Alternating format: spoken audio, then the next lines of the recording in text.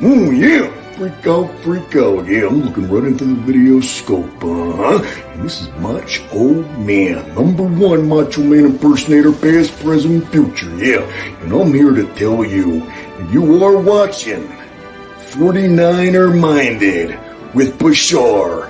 Yeah, the cream of the crop. Dig it? 49er mind is It's not just a thought process, but a way of life. 49er minded. 49er minded. Appreciate you. It's 49er mind that I got. It's 49er shine that I got. My psyche's on another Frisco Super Bowl. Don't sit slow, cause here we go with a super show. A red and gold session. About our red and gold obsession. With some well-controlled expressions. Let's talk about that win that we got. Who should have been in the spot? That's how they spin in the spot. Let's call that back, call that crack, call that straight fumble sack. Or just dial it on up if you wanna talk smack. It don't matter what the storyline, as long as the story aligns with a 49er mind. 49er minded. It's not just a thought process, 49er minded. but a way of life. For sure. 49er minded. Way of life. 49er minded.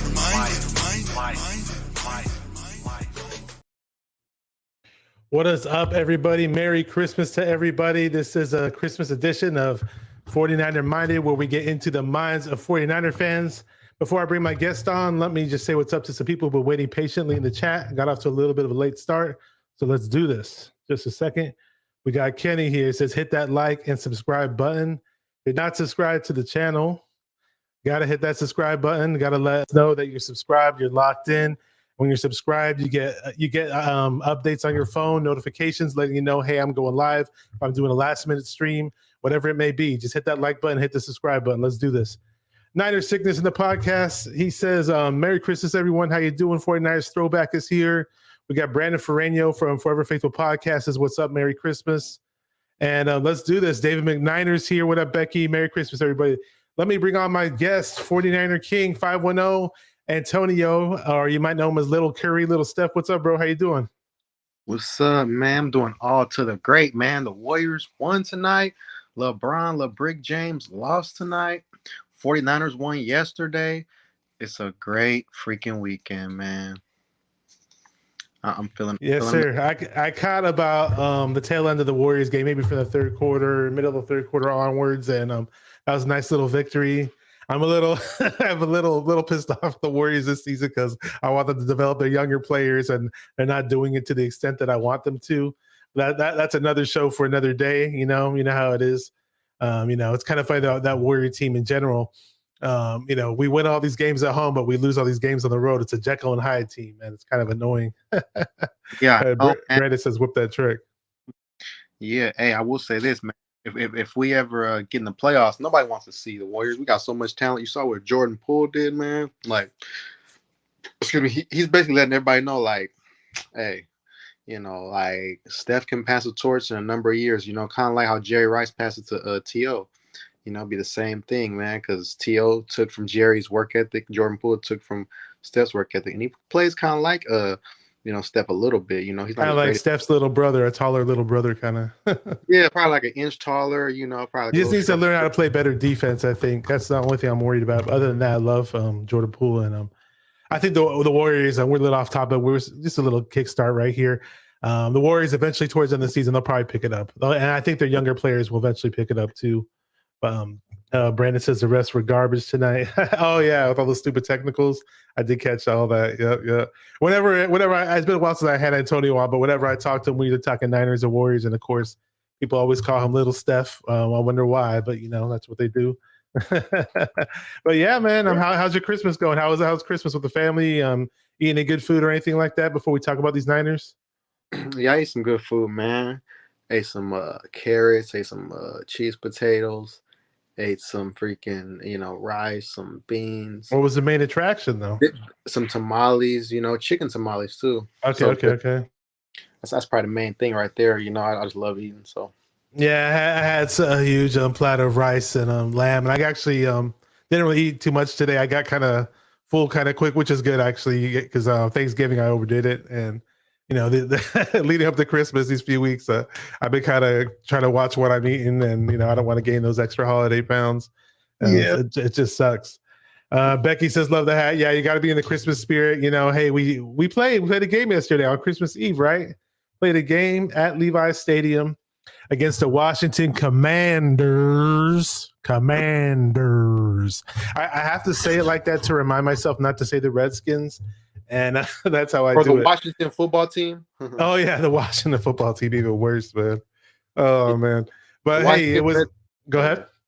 The Washington Redskins of football commanders. I don't know, whatever you call their last. So I'm fortunate to have Antonio here from his YouTube channel. I put the link to his description to the description to his YouTube channel in the description box of the video. You can check him out. He's always going on his little rants. If you ever catch 95.7 The Morning Roast with Butcher Boy, Joe Shasky, and Bonte Hill, every now and then I'll click on there, the YouTube channel or the radio show or whatever, and I'll hear this guy calling in. He's like a known famous caller on there. They know who he is, and they go on his Instagram and watch his little videos where he does his little celebration dances at the 49er tailgates and all that. So definitely check out his YouTube channel. His YouTube channel is in the description box of this video. And hey, were you at the game yesterday at Levi's, or were you at home? I was at Levi's Stadium, man, rocking it out. What was the vibe like leading up to the game before the game started? Man, big time tailgating, Empire Roll, you got blue lot, green lot, etc. It was off the chain, hung out with my middle school PE teacher. He's a Washington Commander fan. He had his Darryl Green jersey on. I was telling him Darryl Green is like, probably prime time without the flash, fast man NFL. Darryl Green was super fast and super underrated as a cornerback. He's got Super Bowl rings, and he was just an incredible track star / football player. And he did it all, but he was really quiet in terms of his persona. That's an all-time famous Redskin. Believe he's a Hall of Famer. And what's up, Dan? Dan's in the chat. He says, "Merry Christmas to you both." What's up, bro? He says, "Let's go Niners." Yeah, man. So there's a cool vibe at the game over at Levi's, and early on in the fourth quarter, let's just go ahead and start early on the first quarter. The 49ers the front seven was on fire. They were stifling the run game. They were making life hard for Heineke. Heineke had very little time to throw. Bosa and Ibukam and Jordan Willis and all the boys. I didn't see much of Drake Jackson, but I think obviously Armstead was in there. And they were making life tough for these Redskins early on, man. You just saw how aggressive they were. And I love the vibe early on from the defense. What do you think? Yeah, man, the defense was cracking, man, because our offense was struggling, We struggling to score points in the first couple quarters. So, we came on strong after late, like Kittle, 2 touchdowns. Doing really good, Brock Purdy managing the game real well. So, it's a good look, man, because we got so much talent. Got Christian McCaffrey. CMC. Debo Samuel wasn't there, but I still have my Debo Samuel t-shirt on yesterday. You feel me? And, Ayuk, I'm a big Ayuk guy. Like I said, Kittle is the most dominant tight end in football, all-around player, all-around tight end.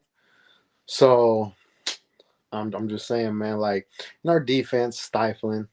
But we did give up over, 20 points. That was bad. I'm going to do a full, complete recap and go over, like, the main plays, but it's good to hear your points of view, because you were definitely at the game. What's up, John V? He's in the house. He's been on the show plenty of times on my post-game shows. Says, "Good evening, family. Merry Christmas," of course.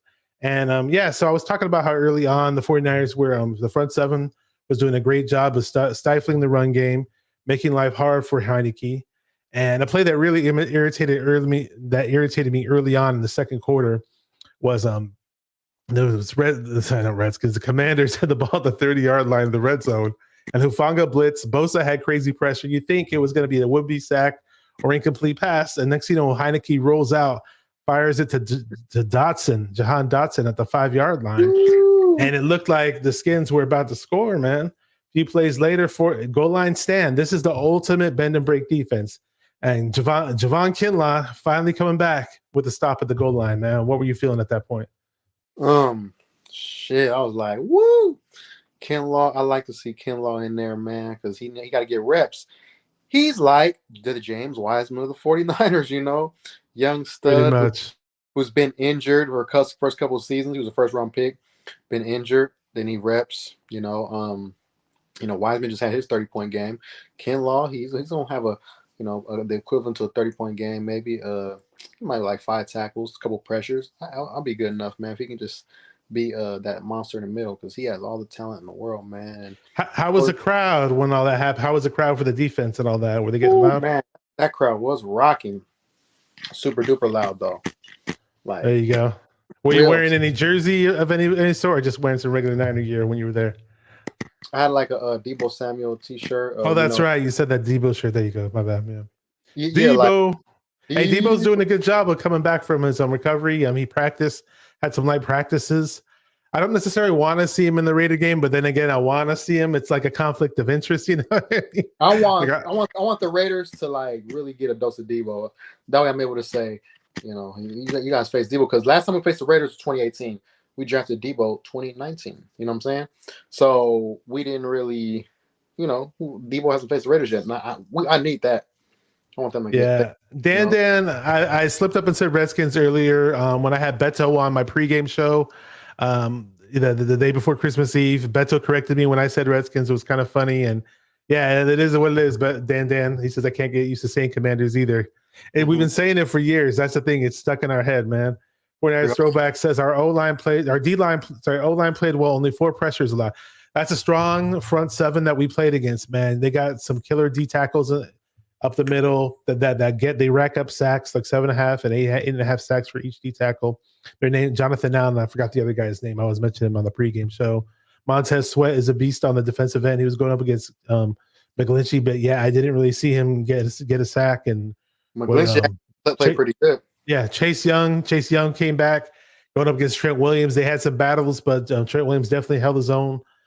Chase Young, so that was good to see. But back to the action in the first quarter. After we got that goal line stop, what sucks is when your defense gets a goal line stop, and we've seen this, or the defense will stop a team on the other team's red zone. Like then we have terrible field position. We had the ball at the 1 yard line, but we found a way to move the ball up the field. Next thing you know, Brock Purdy drops back first and throws it to Juwan Jennings in the middle of the field for a first down catch at the 28-yard line. So we get the ball at the 28-yard line. A few plays later, boom, 71-yard touchdown. Ray McLeod, they ran the Debo Samuel jet sweep. He just takes it to the right sideline and just blows by the whole entire secondary. The blocking was excellent, by the way. Even McCaffrey had a nice little block on that play that he rolled to the right and blocked somebody, and then it was just wide open from there, dude. And people question Ray McLeod's speed as a wide receiver, as a returner. He doesn't look like he's fast. He only ran a 4.56. He looked crazy fast on that play. He ran the whole secondary, man. What were you feeling about that? I was like, well, is he really going? Is this really the guy, we added? Like, Ray McLeod, like, by the time, put his speed to use, get him in space, because not many guys can catch him. He's lightning fast, lightning like a jet. He's got that game speed. I think with Ray, a lot of criticism where he was getting early on in the season. He's doing better on returns now, but it seems like he was tentative on his kickoffs, which made him slower. So if you're not hitting full speed and you're like 75% speed, trying to look here and there, and his quickness is actually pretty elite. It's just his straight ahead speed isn't elite. But it's just, I don't know. I think he just needs to go all out each time he has the ball in his hands. That's what it is. 49ers Throwback says, I'm saying it. Jimmy was holding Kittle back, and Brock seems to connect. They have a excellent connection. We're going to get into those big plays pretty soon. Yeah, the Purdy and Kittle connections, a lot of fun to watch. There's a good portion throughout the season where a lot of 49er fans were complaining, why isn't Kittle getting the ball? Why do we have to see guys like Travis Kelce get the ball repeatedly and score touchdowns in the end zone, and our guy Kittle, isn't productive? So I'm not sure if this is accurate. Well, it says this should be accurate. 713 yards for Kittle right now in the season. 8 touchdowns. So that's after 13 games. Is that maybe that's a week off then? Hang on. I think that might be. But Kittle's looked really good. 4 touchdowns in the last 2 weeks. You can't complain about him. He's always an excellent blocker. He always brings it in the blocking game. But the blocking game, it's not sexy. It's not going to give you the highlights, Yep, exactly. Man, I mean, like I said, I mean, Kittle broke records with Jimmy as quarterback too, though. Like Kittle's always going to be productive. He's performing all these average to average to below average to a little above average quarterbacks, man. Because Kittle's that game changer.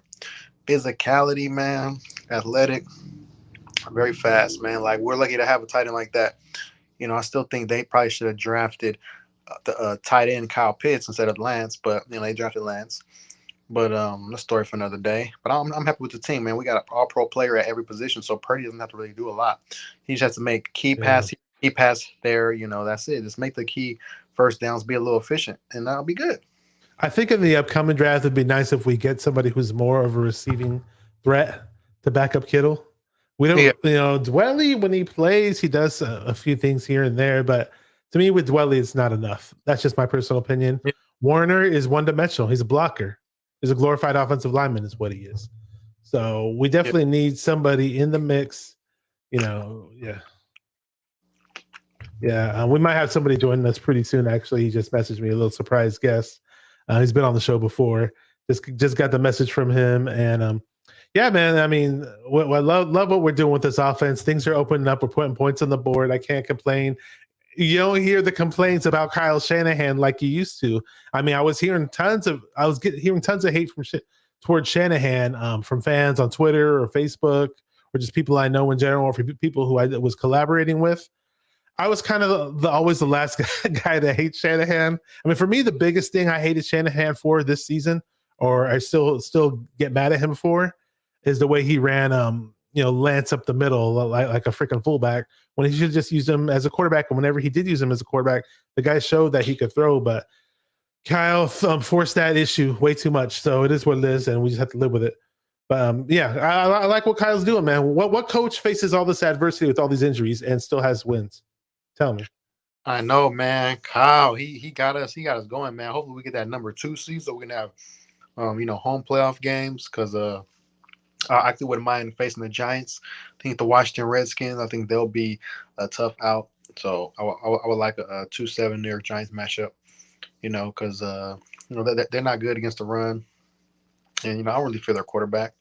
So I'm saying we can we can definitely beat them. Probably the easiest opponent. And if we can face the Cowboys at some point, I want to knock them out the playoffs again. That would be nice. That would be nice. Now, the Eagles and the Vikings, especially the Eagles, they'd worry me. I don't want to look too far ahead, but nothing's guaranteed in terms of what we do in the playoffs. So who knows? I just look at things as a week-by-week basis. But, you kind of do have to speculate a little bit. Oh, what if we play this team? What if we play that team? But honestly, on a good day, I think we could pretty much beat everybody in the NFL. But we just have to be at our best, right? That's how I look at it with this team. As long as we're at our best, because like I said, man, Brock Purdy, he has all-pro player at running back, receiver, tight end, freaking Trent on left tackle, our guard. Both could have been Pro Bowlers this year. Aaron Banks, snubbed. Spencer Warford or Buford, snubbed. We got Armstead, Bosa, we got Abucom, we got freaking Charles Omenihu. Even Drake Jackson, why he has talent. Warner, we got 3 number 1 type of linebackers. Drake Greenlaw's playing damn as good as Fred Warner. The reason why he didn't make the Pro Bowl is because DeMario Davis, the linebacker for the Saints, he's more of a because he's sacks. A blitzer. DeMario Davis is a blitzer. Exactly. Backs up those sacks. Yeah. And then Greenlaw is more just run stuffing and coverage. He's not. Greenlaw is a pure linebacker. He does the pure linebacker duties, not just set him in on the blitz all the time. Pure linebacking duties. I can't think of a better linebacker in the league right now. I just can't. Not trying to be biased or anything. But you mentioned Aaron Banks. I want to mention him consistently. He's been the highest rated offensive lineman this whole season. And in many cases, rated higher than Trent Williams at times. And the reason why I want to talk about Banks a little bit is because that guy just freaking was doubted like crazy by Niner fans. Yeah, he only stepped on the field maybe 2 or 3 times last year in some certain special teams, field goal teams or whatever, didn't really play within the offense. And everybody just thought he was this huge bust. And we weren't playing him. We weren't giving him reps. But, Shanahan had confidence in him that he could just pencil him in as a starter and just go with it, man. And Banks is stepping up to the plate. I love what I see in Banks at times. I believe in the Seahawks game when we had that touchdown at the goal line game, Banks took 2 defensive linemen out on the same play. So Banks. and That's a Banks hell is of from a the Bay draft pick. Area, man. He's a Bay Area guy too. Where's he from in the Bay Area? I forgot. I know he went. I believe he's from Alameda, but he went to high school at El Cerrito, which is in the East Bay. I actually played against them when I was in high school, but way before Banks was playing. That's when I played against them. But yeah, man. Oh yeah. By the way, we mentioned the Raider game. I'm coming up. You're from Oakland, man. So I know you're going to be super. I'm not sure if you still live in Oakland, but you're going to be super hyped for that game when we play the Raiders, even though they're in Las Vegas now. Yeah, it's still Bay Area rivalry. I mean, it was for a lot of years, and I obviously related to Raider fans, no Raider fans, etc. I've been watching that game with my brothers. Like I said, I would actually go to that game in Vegas. Like, if the Niners were in the playoffs, like I didn't have to worry about buying playoff tickets. I'd just spend all the money, in Vegas. But I gotta, sacrifice not going to Vegas to buy these playoff get tickets. So they're not gonna be cheap. I got you, man. That dude, you don't know how in the off season I was telling myself if I'm going to travel to a Niner game, which I haven't yet, I'm gonna freaking go to this Raider game in Vegas. I had it in my mind, and the moment they said that it was on New Year's weekend, I was just pissed. I was like, why are they dropping this game on New Year's weekend? I know the hotel prices are gonna be through the roof. They're gonna jack up the game tickets as usual for a Raider Niner rivalry. And and lo and behold, they did. And it's just, I'm like, dude, my pockets are deep. I wouldn't say they're deep, but they're definitely not deep enough for me to just go ahead and splurge and go to that Raider game. But shout out to all the Niner Empire that are going to be out in Vegas, repping hard for that Raider game. It's going to be a lot of fun. Former Bay Area team. It's going to be a lot of bad blood, and hopefully we do stop them. It'll be great to see. Got my surprise guest here, Rohan Chakravarthi from 49ers Webzone and YouTube. How you doing, bro? Merry Christmas. Hey, appreciate you having me on. Appreciate to be here. Merry Christmas to both of y'all, and let's talk some Niners. Hey, cool. Rohan. What's up, man? I've been going on 49ers Webzone.com for many years. Oh, appreciate it. Yeah. Obviously a great site for news. A lot of good stuff there. Yep. Yeah, getting some love for 49ers throwbacks. He's in the chat. Rohan's a writer for 49er Webzone. He was at majority of training camp, I believe, almost all the practices, if not all of them, and definitely very insightful. He's like a 49er prodigy. I believe you're not even 20 years old yet. I mean, are you still 19 or what? Yeah. I'm not 20 yet. There you go. You had me thinking you were like 22 when I first knew you, but like, I was like, damn, this guy's only 19. What's going on here? But do anything special with your family today or yesterday for this holidays? Yeah, no, I mean, I've had a good time. Some family flew in while I was at college and then came back. So it's been a fun time the last few days. And I'm happy to hop on late night. I haven't talked Niners on a podcast. I haven't had you on the channel in a minute since the offseason. Yeah, so definitely. It's great to have you on here, man. So, I was recapping the game. We were going a little off topic. I was recapping the game, and I didn't finish recapping the first half yet. So we're going to go back and do that. Early on in the first half, I don't remember the exact stat line, but Purdy definitely had his struggles in the first half. Mm-hmm. And with 3 minutes to go in the second quarter, Purdy dropped back at the 15-yard line and threw a slant to Juwan Jennings in stride, but the ball completely bounced off of Jennings' hands, and the ball got intercepted, which sucked. I mean, the accuracy, the ball placement were there, though. Yeah. Initially, I was wrong, I'd say. I initially thought that throw was not 50-50. I thought Purdy could have put it a little better. But I go back, I watched the replay, I watched the film. I'm not going to complain about the throw. Yeah, would I have wanted it in a more pristine location? Yeah, but is that absolutely have to be a catch? Yes, and if so, and if it's not, you can't have that result.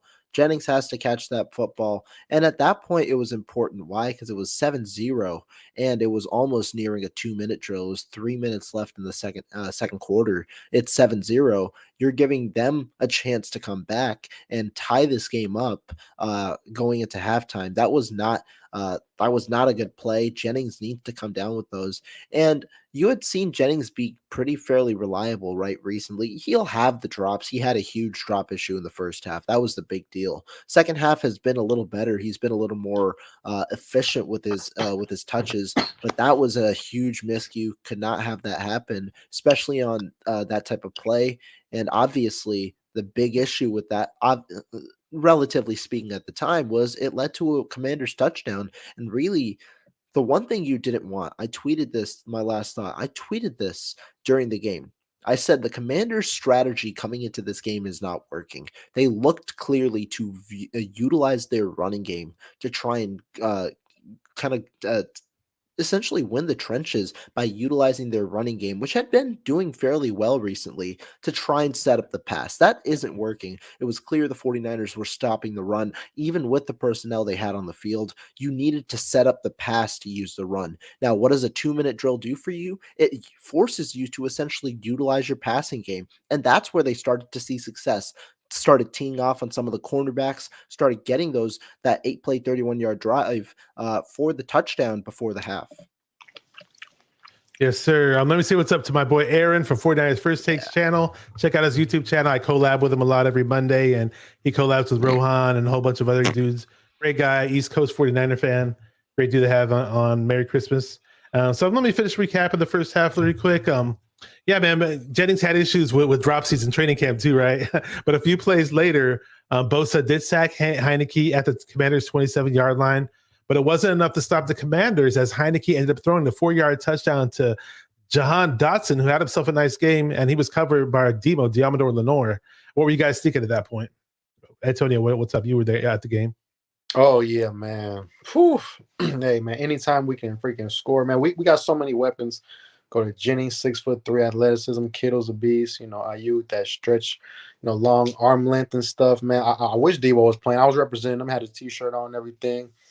And McCaffrey, he opens it up for everybody.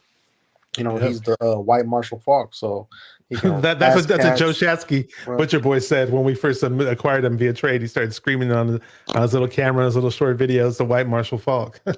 Yeah, he's like Marshall Falk meets Darren Sproles, he's kind of like a Welker in the receiving game, man. I mean, I know we said Marshall Falk because he can receive around the backfield, but just as a receiver, he kind of reminds me like a little Wes Welker kind of poor man. Yeah, version. Quick twitch, very short and quick twitch.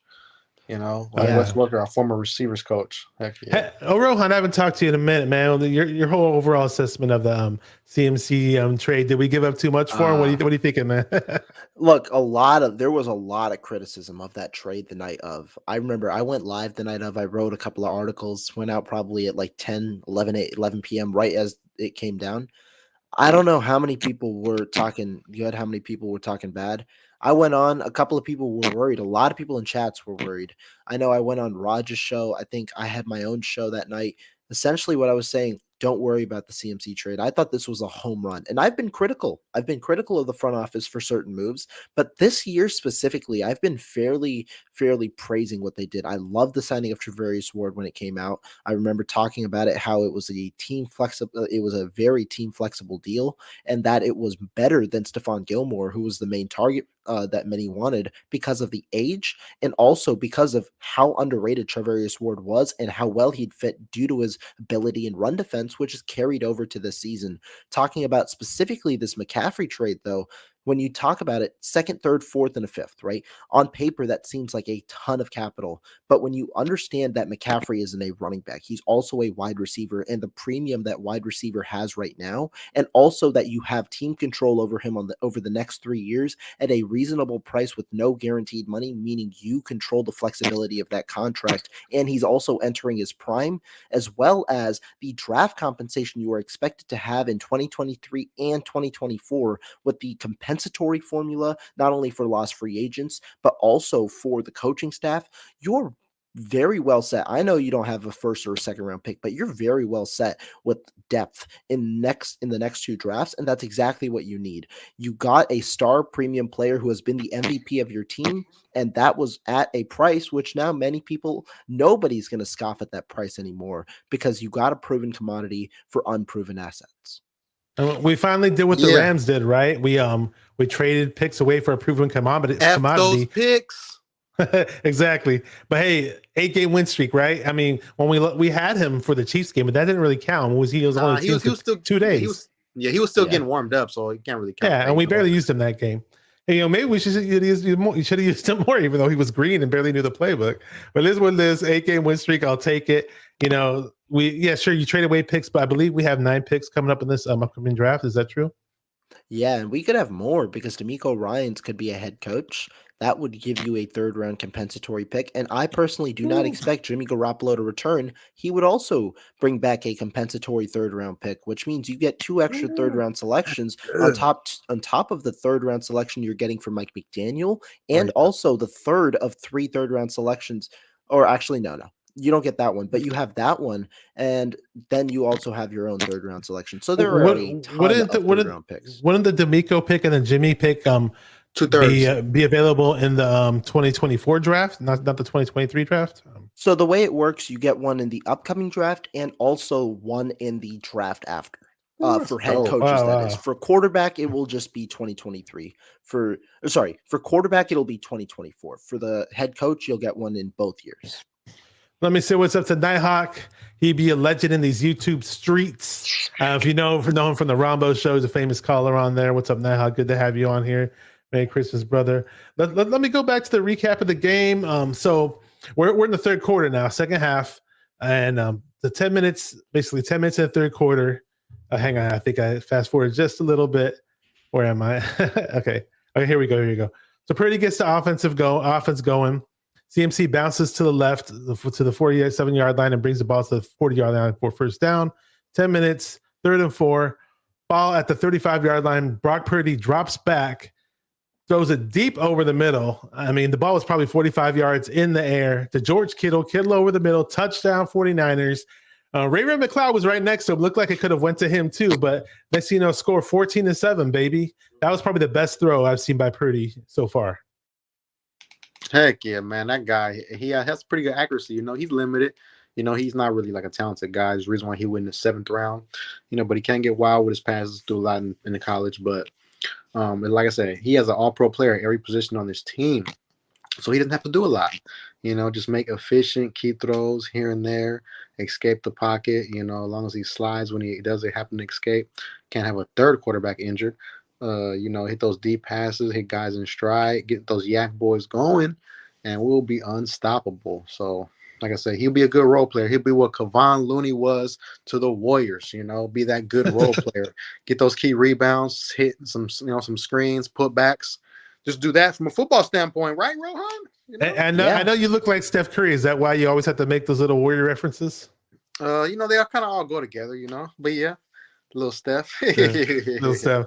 So Rohan, what'd you think about that TD pass when you were watching it? Yeah, I mean, overall, that drive going into halftime, the 49ers have done something really well coming into the second half, especially in this win streak. And that's adjustments. You've normally seen it on the defensive end, right? When teams have scored 10, 14 points, you normally see the defense shut down. That's why you get 4 or 5 game streak of 0 points in the second half.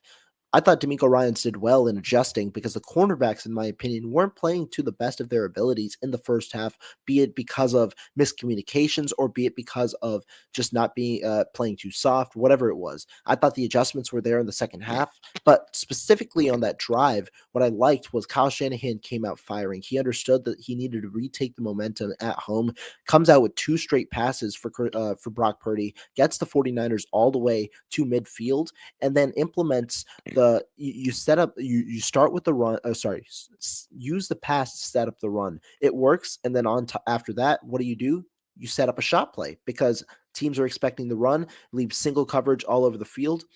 George Kittle, who normally gets bracketed, is that coverage gets a little slippier because of the emphasis towards the run.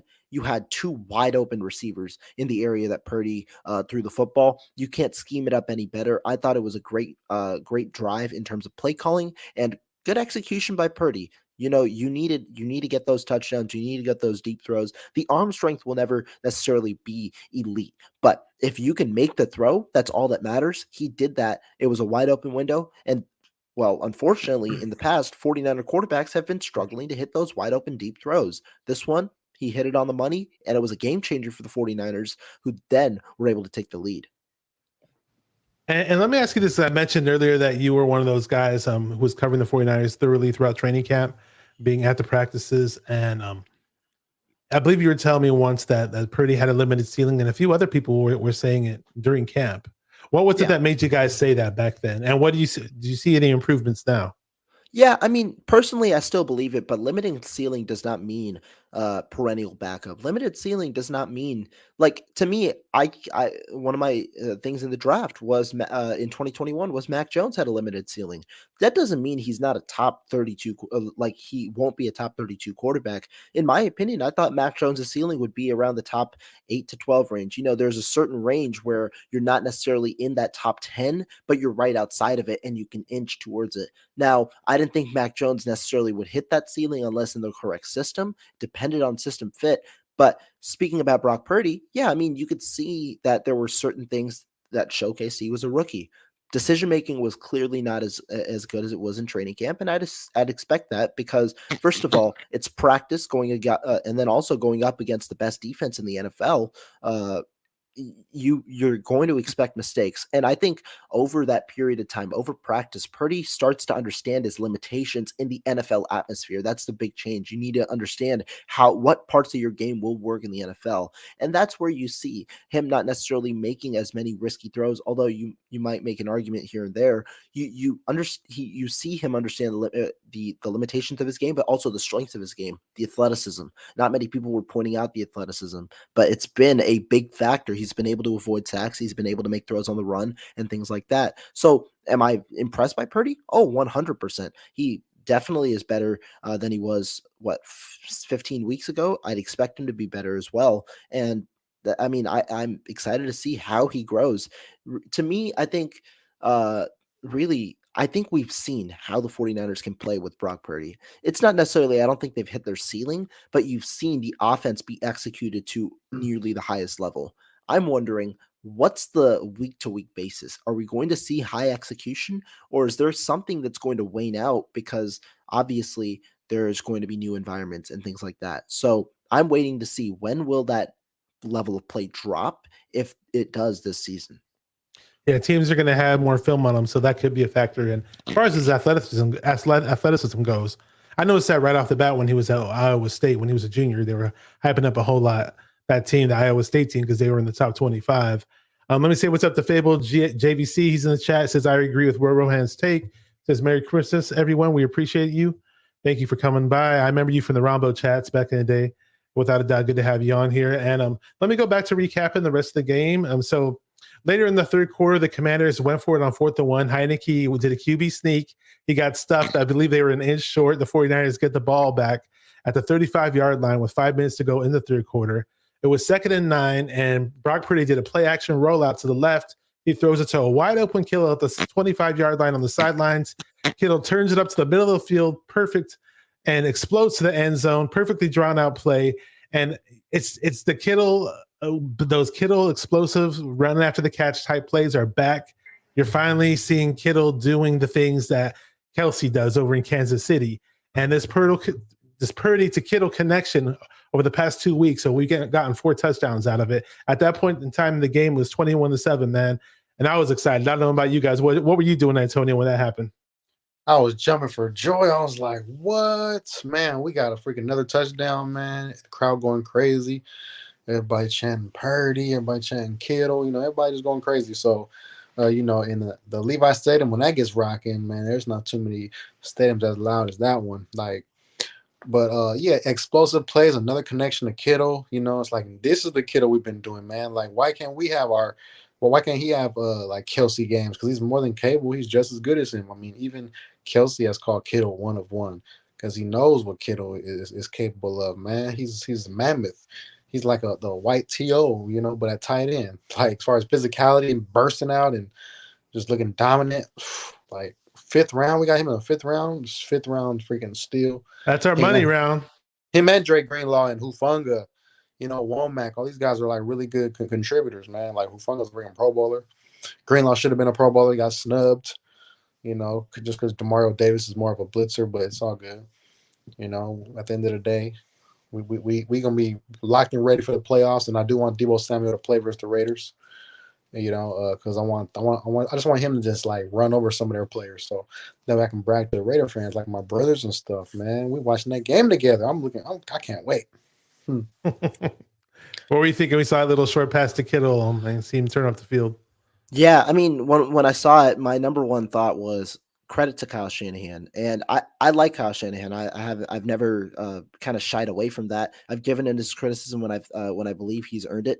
But to me, since Brock Purdy's arrived, I've been impressed with what Kyle Shanahan's been able to do. A lot of people talk about, wow, he can't scheme Kittle open. It must be a Kyle problem. You can't get Kittle targets. Well, defenses put a huge emphasis on covering the middle of the field when 49er quarterbacks are there. Why? Because that's where they like to throw the football, because they aren't as strong. Brock Purdy, Jimmy Garoppolo, not necessarily the strongest arms. So targeting outside the numbers, not necessarily an emphasis for either quarterback as much. It's not that they won't do it. It's Purdy will do it probably a little more, but that's why teams target the middle of the field. That's why they bracket George Kittle. So his ability recently to be able to scheme open George Kittle, not once, but this has been several occasions on the last couple of weeks. Some have gone for touchdowns, and it's been something fun to watch, because obviously everyone's remembered the 100-yard Kittle games, the 2-touchdown Kittle games. We've had one some these seasons. It's great to see Kittle getting that action. It's great to see the tight end position getting action in the receiving game. And so credit to him. And I mean, anytime Kittle gets the ball and it's open field, you already know that he's going to wreak havoc. It's just in his blood. And so glad to see that Kittle got some more love this game. Obviously, a huge game, 6 receptions, 120 yards, 2 touchdowns, led the team in targets. 49ers need somebody to step up without Deebo Samuel. Last week, receivers specifically struggled a bit. They had maybe potentially their worst game of the year, struggled a bit in terms of just making a huge impact on the game. I think Jennings was the leading receiver with like 33 yards. You need somebody to step up. Kittle's doing his job. Credit to Kyle Shanahan as well for scheming him through. Yeah, you mentioned it, man. Kittle with 6 catches for 120 yards, 2 touchdowns. Longest reception was 34 yards, 8 targets. Brandon Ayuk had 7 targets, so it's good that we're targeting these guys, these big play guys, especially with Deebo out. And let me go ahead and carry on to the recap. So it's 21-7, 4 minutes left in the third quarter. 1st and 10. Heineke was at the 45-yard line. He airs it out to Terry McLaurin at the 6-yard line. Heineken the beer. Heineken won beer. Heineke showed off his arm right there, and Womack, who looked like he was step for step with McLaurin, just didn't position himself properly, and McLaurin made a great catch and was down the 6-yard line. I was kind of disappointed that they let him get that catch. I really was, but McLaurin's a badass player, so I'm not going to take anything away from him. 2nd and goal, Heineke fires it to McLaurin right in front of Hufanga. 3-yard TD pass, 21-14. The DBs didn't have their best game, guys. What were you guys thinking? I know, man. I mean, Charvarius Ward, he's another guy who got snubbed, but like he's a great corner, and I honestly I wish we would have shut him down to like 10 points, because I don't like that the Washington Commanders, they got 20 points, they reached that, and our defense, we've been playing like the 2000 Ravens. I think if we would have held them under 70, it would have been the first team to do that since them. So like I said, our defense, they did play great, but they weren't shut down great. But it's hard to do in the NFL, man. But they did it for like 7 straight games. Like, it has been dominating, though. Like, it's like Christian McCaffrey, ever since we got him, it's like our defense have played even better. Even though he's the offensive guy, he kind of re-energized the defense, somehow, some way. But yeah, so like I said, man, Hufanga, Jimmy Ward, got good safeties back there. So, we got all-around defense. So, like I said, they got after Heineke enough. Nick Bosa, he's proven that he's the defensive player of the year. No ifs, ands, or buts about it. No argument here, but yeah. But no, talking about kind of that moment, and really the touchdown drive. I believe that's when Ward was going out. They put in Womack in opposite of Lenore. And Washington just immediately targeted him. It's just a small glimpse of the scaredness, or I don't know a better word for it, but the fear potentially of if one of your top 2 cornerbacks go down, because while the 49ers seemed like they had strong depth coming into the year with a potential starting caliber player in Jason Verrett, and then a guy who could operate both outside and inside in Diamondo Lenore, it didn't. We right now it's not the case, right? No Verrett for the remainder of the year, which means Lenore's confined to the outside, not that flexibility anymore. And with Womack in, the unfortunate truth is right now he's looked good in some times, but he's also been outmatched in some times. And losing Charvarius Ward would be huge for any stretch of the year, especially in the playoffs, even for a couple of plays, because that just gives a quarterback a target to throw to sometimes. And so to me, I mean, McLaurin's a hell of a player, solid play there. But yeah, I mean, it gives you a little bit of fear. Cornerbacks did get worked a little bit. I thought a bit of it was because of the injury to Charvarius Ward, led to a couple of big plays, led to one of the scores in the second half. But yeah. Definitely. Let me say what's great insight there. Let me say what's up to Dion from Niner Gang Podcast. He's been on this channel before. Says, good evening, fellas. Great to see you. Fazil, what's up, Fazil? How you doing? My good friend from Twitter says, bang, bang, Niner Gang, let's go. Diehard Niner fan right there. What up, Dan? He got a question for us. Where is it, Dan? What do you want to say?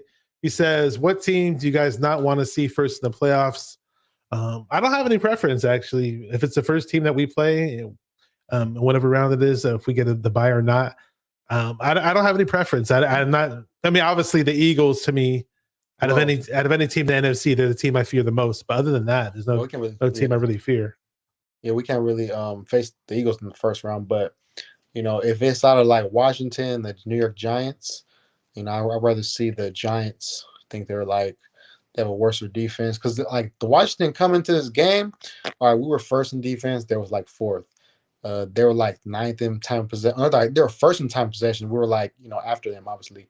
And then and like a bunch of other stats, they were like neck and neck with us. Like, so the Washington, they got a tough team and they would be a tough out. Not that we wouldn't win. We would beat all these teams. But, out of those two teams, I would rather face the New York Giants. How about you, Rohan? Do you have any preferences? Between the Giants, sorry, what was the second team? The first team that we'd face, who do you think we might face in terms of our first playoff game, and who do you not want it to be? Which team do you think would be the strongest? Who do I not want it to be? That'd be an interesting idea. Right now, I believe we are the 3 seed. We could be the 2 seed. Right now, I believe we're scheduled to face the Giants. If we were the 2 seed, we'd be scheduled to face the Commanders. Teams still in the race, I believe: Green Bay, Detroit, Seattle. Those are the 3 main teams. Carolina, New Orleans are in the race, but only for the division, so we wouldn't face them. So we could face a variety of New York, Washington, Seattle, or Detroit. We won't drop to the 4 seed. So out of those 4 teams, the team that I would probably want to face the most, that'd be tough. I think the team that you don't want to face would honestly maybe be one of the 2 NFC North teams. Beat the Detroit Lions or the Green Bay Packers. I know Detroit lost this past week. The reason being, though, they're a hot team.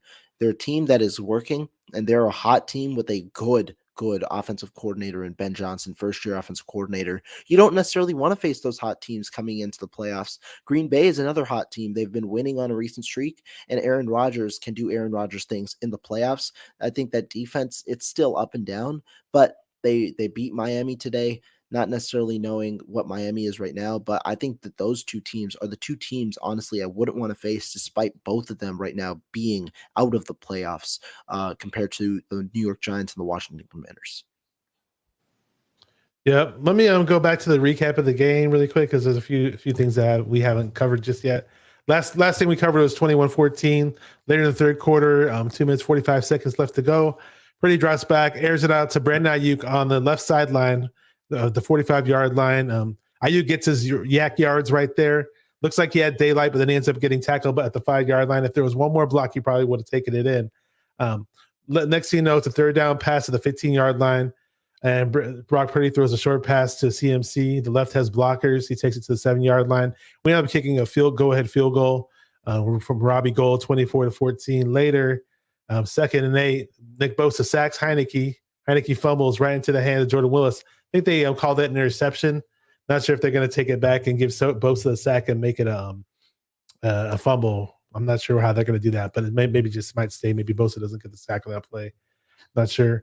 And as 49ers had the ball at the 11-yard line, Purdy scrambles to the 5-yard line right after that, 27-14. And fast forwarding ahead, Jimmy Ward picks off Heineke and looked like it was going to be a pick 6. They take it back to the 25-yard line. They didn't give him the extra run yards. They said he was down to the 25. 9 minutes left in the game, and field goal, 30-14. Later in the game, the Commanders inserted Carson Wentz at quarterback, and he drops back and he at the 20-yard line throws it to Curtis Samuel, and he beats Jimmy Ward for a touchdown. So a few plays after that, later on, Bosa did sack Wentz, and it's 30-20. So the 49ers basically have the ball now, and they go for it on fourth and 3 with 3 minutes left in the game at the 12-yard line. They get the first down. Kittle was down at the 1. CMC gets a touchdown. It's 37-20. The game over. Put up a lot of points on the board. It was one of the few games this season, actually definitely the first game with Purdy, that the defense was tested a bit. The defense had its moments in this game. The big plays were there. But like we said, it wasn't the best game for the defensive backs. The defense was tested, and it called for the quarterback and the offense to step up and make plays. And it looks like we did that. Yep. Offense and defense, man. Team effort this game, man. Oh, like I said, man, just keep making smart plays on offense. Don't try to do too much. Don't try to throw too many risky passes. I know because he did that in college, Brock Purdy, and like we got McCaffrey you can hand it off to. They got to start using use check more because he's a weapon, whether it's out the backfield or in short yardage situations. And I wonder if teams will maybe try to take away Kittle, make Purdy, look somewhere else. I don't know, but right now, it's just a good combination. Like I love seeing Kittle run deep. I love seeing him get yards after the catch. Same with IU. Let everybody eat. So. Jennings, I like that one pass was 3rd and 9 or 3rd and 10, and Purdy hit Juwan Jennings, man, for it was about a 14-yard gain or something like that. It was good. Nice throw. Just keep making smart throws. Don't overdo it. You don't got to put this team on your back. A very balanced team. Yep, exactly. Run that ball. Kyle Shanahan been calling some amazing plays. Now he's looking like the kind of genius, that genius tag that people have put on him for many years, like he has these games during the winning streak there. He looks like a genius. So we didn't have a big game running the ball today, by the way, guys. Yesterday it was 153 yards to the ground, but the bulk of those yards came from that Ray play. Other than that, McCaffrey only had 46 yards on 15 carries. He had that one little 1-yard touchdown, but his longest run of the day was 9 yards. And TDP finally got some burn. He wasn't impressive though, 9 carries for 30 yards. So what do you think about that in terms of the run game and how it wasn't as good or TDP not looking so great? I've been rooting for the guy, and I know Jordan Mason's been getting a lot of burn, Rohan, but right. What are you thinking about that in terms of TDP and the run game kind of not really doing it, but yet the passing game, taking over, and the defense obviously did good at when it needed to? Yeah, I mean, when you talk about the stretch that you were talking about, right? Obviously, us going up, Carson Wentz coming in. One thing before I get to TDP, I do want to give some just shed some light on the defense. I mean, it seems like the difference this year in the defense compared to years past, in which why this defense is a little more elite. When this 49ers team needs a turnover, it seems like this defense is capable of providing it. We saw the interception from Jimmy Ward. We saw the forced fumble on Taylor Heineke. We've seen a couple of these plays, not only in this game, but in games past, where the defense is just able to come up with a clutch turnover. And yeah, turnovers can be luck, but it's also a difference in the complexity of this team and a difference in why this defense has been the way that it's been. So that's some praise. Just wanted to give a shout out there to the defense for that ability. As for Tyrion Davis-Price, I don't blame Tyrion Davis-Price as much in this game for his performance, just because of the team you've placed. The Washington Commanders was the best defensive line the 49ers faced all year. And so I give credit to the Commanders defense. They're a strong front, and where the 49ers like to run between the tackles. The Washington Commanders have Jonathan Allen, Daron Payne. Allen potentially being an all-pro, Daron Payne being up there as well as one of the better interior defenders in the NFL. On the outside, you have Montez Sweat, who likely should have made the Pro Bowl, and Chase Young, who returned this past week. You've got a couple of good players there. So that's kind of what I allude to. I don't expect Davis-Price to get much run going forward unless Jordan Mason's injury is significant for him to be limited. I think he came in with a hamstring injury and then had some tweak on the first kickoff, which is probably why he was limited. We'll see how they monitor him in practice. But overall, I didn't have too much to take away from Davis-Price's performance. It's been an underwhelming year because he was a 3rd-round pick. He should have been a more He should have been getting more carries beforehand, but he hasn't earned it, according to the 49ers staff, and Mason has been better than him in what I've seen. So I don't blame that decision. And also, I don't think he's going to be in the rotation because Mitchell is going to come back for the playoffs. At least that's what Kyle Shanahan seems to indicate. And I think that that's where you roll with your three best running backs, and all three have the ability to make a huge impact. Yeah, I was going to say that's going to be really, and I almost forgot about that. I was thinking about it earlier today, but in terms of bringing it up on the show, you reminded me. Elijah Mitchell looks like he might be back in the picture pretty soon. Let me catch up with some people in the chat. We got Channel 49. It says Brock Purdy 10-year contract, baby. We're going streaking. We're going up to the quad and to the gymnasium. We have an inside joke where he'd come on every time Jimmy G would play, and he'd be like, 10-year contract for Jimmy G. He'd always type it in my chat. So now he's saying it for Purdy. A Niner Game podcast says we own Aaron Rodgers in the playoff regardless. Oh, yeah, we sure do. If we play Green Bay, it'd be, hey, I'm all for it. Dan Castillo says, are you going live Sunday after the Raider game? Most likely I am. I just don't have a set time for it. But yeah, just look at your notifications and you'll see it pop up. I'll probably go live. 49er dude, the guy who did my intro song, what's up, bro? He's been on my show before. It says, bang, bang, look who's in the building. What's up, fellas? Hit that like, everybody. And yeah, man, I mean, this has been a very fun season so far. We clinched our division super early. We're not going to be on here too much longer. We're going to wrap it up soon. But I want to ask Rohan really quick because I know you're connected. You're connected to a lot of the guys. You're one of the media members, and you might hear certain things. Do you think it's going to be likely that Jimmy Garoppolo is going to be elevated as the possible backup for Purdy in the playoffs? Or I don't know if there's any rumblings about Trey Lance possibly being fully healthy yet and him being elevated as a backup. I mean, I don't think we're going into the playoffs with Josh Johnson as our backup is what I'm basically saying. That's an interesting take. At the moment, it's still unclear. Garoppolo, clearly the 49ers are holding out hope. There's a reason they haven't placed him on injured reserve, despite the news that he was potentially going to take a 3-month. It was going to take 3 months. It seems like Garoppolo is on track in his recovery, based on what the little tidbits that we've been given. As for Trey Lance, I don't expect him to return. I think there was a glimmer of hope before, but with the elevation of Javon Kinlaw, it seems like the 49ers have their priorities in that they want to elevate Kinlaw with their 7th IR spot and then Elijah Mitchell with their 8th IR spot. For reference, the 49ers and every NFL team can only activate 8 players off of injured reserve every season. The 49ers already are at 7 after activating Kinlaw this past week. Elijah Mitchell seems like the clear-cut guy to be the 8th guy, which means Trey Lance would not have a spot going forward. And also, the 49ers have ruled him out multiple times for the remainder of the season. There are some signs that he is progressing fairly well in his recovery, but then again, you got to get the reps. It's similar to Garoppolo. It's not only just recovering from the injury, it's testing out the injury, getting practice reps. I think that those are important. I don't know if they throw them in there. And the biggest thing that I've alluded to a couple of times in the past weeks, I don't know if Garoppolo wants to return. Garoppolo is in line to make a hefty payday this offseason because there are going to be several suitors and teams aren't going to want to rely on a rookie quarterback, especially if they believe that they're near the hump of making the playoffs. Teams potentially like the New York Jets could be interested. And Garoppolo has played himself this year prior to the injury in line to get probably a multi-year deal worth around the range of 15 to 20 million a year, based on how he's played. And so he could also just choose to rule himself out for the remainder of the season, get himself fully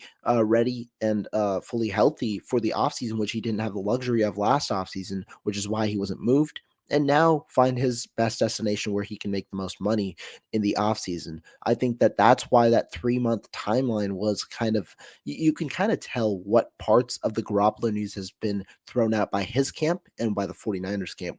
49ers camp, it seems like they're the ones throwing out the little information that Garoppolo could be closer to return. Garoppolo's camp, it seems like, was the one throwing out the 3-month timeline to give themselves some leeway as to why he didn't return. If he returns, it's giving the 49ers a great shot with the backup quarterback because obviously he's miles better than Josh Johnson in terms of ability and also system fit. But I would not at the moment say anything definitive that he will return. Just it doesn't know. I don't know if the cards align just yet. Yeah, it's shaky grounds there. I totally agree with you. Let me welcome Douglas, if I say this right, Douglas Liga. He says, "Bang bang 90 game faithful. Welcome to the channel. Good to see you." Fable has a really good question. We're gonna wrap up pretty soon, but Fable's got a really, really good question. Before I read his question, though, Dan he says, "Take a Christmas shot. I'm drinking Costco water. This isn't gonna get me buzzed, so I'll save the shot for a different time and a different occasion." Fable JVC has a good question for you guys. He says, "What if Kyle believes that Brock is working out? Then Johnson will probably work out too if needed. Do you think Kyle says Brock's looking pretty good? Looks like he could be good enough for us to do well in the playoffs. Do you think we roll into the playoffs with Josh Johnson as our backup quarterback? One of you guys go ahead. You guys can both answer this if you want, and after that, we'll wrap it up." Yeah, you can go ahead, Antonio, and then I'll. Oh, Antonio, I think you're muted, bro. Let me. You're on me to go. Okay, yeah, man. Like, I mean, we have no choice, you know. Josh Johnson, Oakland product, so I mean, he has athleticism. I don't know if he has the the accuracy that we need for the playoffs, just in case we need be. But I think we'll be good enough for Brock Purdy, man. If he can have a Nick Foles type of run, he has a little Nick Foles in him too, man. Like when Nick Foles, had that great historic run, he has the instincts like that. And Nick Foles was a third round pick, and he wasn't the first rounder like he should have been. Because I was high on him, man. Because he played. He was excellent in that playoff run. Yeah, man. He outgunned the GOAT quarterback Tom Brady in the Super Bowl. Like that's when you know you're amazing, man. So, yeah, but Purdy, he's good enough because he has everything else around him. So, like kind of like Kaepernick, we had an all-star team at every position when Kaepernick was here. 2019, pretty much same thing. We went to Super Bowl. So, like I said, Purdy can be that guy. He can be the good role player guy. So, going on this topic, it's an interesting topic. I think I don't think that Kyle will believe that just because Brock's working out, that Josh Johnson will work out. Every quarterback is different. Their skill sets are different, and how they acclimate in the system is different. Every talent, like quarterbacks' talents, are different. So I don't think that just because one's working out, he'll just roll with the other. The reason, though, that Kyle Shanahan went with a guy like Josh Johnson is because he's had familiarity with the system, is a veteran that understands what he wants in an offense, and also is a guy who can be mentally prepared to step in the game when ready. That was the one difference between the young quarterback room of Trey Lance and Brock Purdy and a guy like Jimmy Garoppolo and Josh Johnson. Both of those guys had minimal NFL experience, don't necessarily know the range, especially when you're stepping in the middle of a game. You need to be prepared to do that. Josh Johnson has that preparation now. Am I confident the 49ers can go very far with Josh Johnson at the helm? No. So we obviously 49ers hope that doesn't come to fruition. But at the moment, without Jimmy Garoppolo, without Trey Lance, it doesn't seem like there are going to be other options. It seems like the 49ers are right now prepared to go with Josh Johnson as their backup, given that they've signed him a couple of weeks ago. He was their number one choice. They signed him immediately the night of the Garoppolo injury. They signed him. And so he was that guy that they wanted. And having him for the last, I'd say since week 13, so 3-4 weeks in the system, it's going to be 3 more. I think it's going to help him in terms of practice reps. And so I think that would give Kyle Shanahan confidence that he would be the guy if Garoppolo cannot return and is not fully ready whenever that time is. Great to have you guys on. I'm very appreciative of everybody who hopped on in the chat. Unannounced show, Christmas Day. I know all kinds of things are going on with the family. People are watching the Warriors game, and hey, but it was great to have you guys on in the chat. We always appreciate and support you guys. Your great comments, your great questions. Love having you guys on here. You guys are definitely part of the family. We got my boy 49er King 510, Antonio Ortega. Let everybody know where they can find you. And after that, Rohan, go ahead and let everybody know, and we'll wrap it up. 49er King 510 on YouTube. Subscribe to the channel. Instagram a.ortega510. Facebook Antonio Ortega. Twitter Antonio Ortega. And it's all good. The 49ers, we're heading into the playoffs. Upcoming. Got a couple more games left. We're going hot. That's what you want to enter the playoffs in, is hot, red hot. So I'm ready. I'm ready for the playoffs, y'all. With a hot hand. What's up, Rohan? Hey, appreciate that. First of all, got to give a shout out to the chat. Chat always, anytime I come on with Bashar, chat is always popping. So got to give a shout out to the chat. Thank all of y'all for tuning in, especially on this Christmas Day. Merry Christmas to everybody in the chat. Hope everybody has a great holiday. Bashar, thank you for having me on. Love the the 49er hat spirit. And I mean, it's always a fun time talking 49ers with you. So appreciate you having me on. And for those of you that don't know me, you can search up my name on YouTube. You'll see my podcast and any of my 49er content. If you like my Twitter's where mostly updated stuff comes. Search up my name, you'll find it there. And if you like written articles where I publish some of my more creative thoughts, some of the out of the box thoughts, go to 49ers Webzone. Always got great content there. So go there. One of the main contributors there. So appreciate all you guys. And yeah, thank you for Bashar. Welcome. I'm thankful to have you guys on here. Thankful. We're not New Year's just yet, but we're going to play the Raiders on New Year's Day, January 1st. I'm pumped up about that. The Las Vegas Raiders, the Raiders are going down. So it's going to be great. Great to see the 49ers smash them. He's in late here, but I'll say what's up to my boy I grew up with, a good friend of the family. Shab says came in late. Just want to say what's up to y'all. Merry Christmas. Merry Christmas to you and your family. David McNiner says go 49ers, beat them Faders. Thankful. We got Fable JVC says, thanks for the Christmas 49ers show. Bashar Rohan 49er King 510 in the chat. Okay, we got another late arrival. Kimi says, thank you guys. Merry Christmas. Welcome to the channel. And yeah, we appreciate you guys. We're going to be playing the Raiders January 1st. We beat the Washington Commanders 37-20. Great game. Purdy's looking awesome. 8-game win streak. Can't say enough. Thank you guys for watching 49ers, where we get into the minds of 49er-minded. Sorry. Thank you guys for watching 49er-minded, where we get to the minds of 49er fans. And keep repping those 49ers and stay 49er minded. Peace. Let's go. Let's smash on these Raiders. Yes.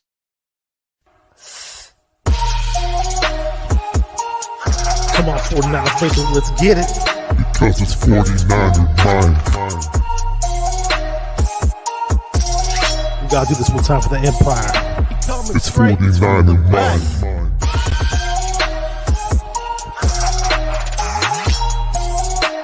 It's 49er mind. We gotta get that brick by brick done quick. 49er mind. Yeah. Yo, we can't listen to them haters, man. 49er mind. We from the Bay. 49er mind. We them San Francisco 49ers. 49er mind. We got that red and gold blood inside us. 49er mind.